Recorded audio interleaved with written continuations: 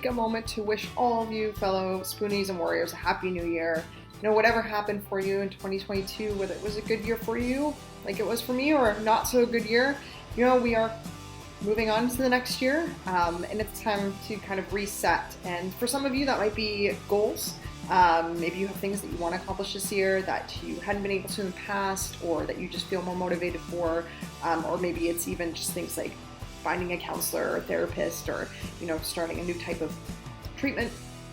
Or perhaps, and this is what I highly recommend, is that we just kind of reset by looking at our values and taking a few moments to really connect with what's important to us and think about maybe how we want to try to live by those things in the new year, especially if there's ones that are important to you that you're not living by, which often happens for everybody, and especially when we're struggling with pain and illness. So that's definitely something that I always like to do at the beginning of the year. Definitely recommend for all of you as well. And it's something you can it's also something you can do with your family. So if you are married and have kids and you want to come up with family values, or your partner for relationship values, it's something my partner and I are doing for the new year, is just looking at some relationship values and what's important to us as a couple as well.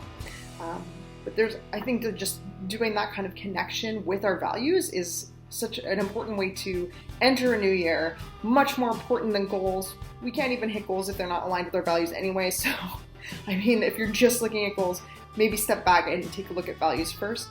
But really, I think for anybody with pain and illness, values is where it starts, because sometimes we can do things that align with our values, even though we may not be able to do specific goals, right? They're different.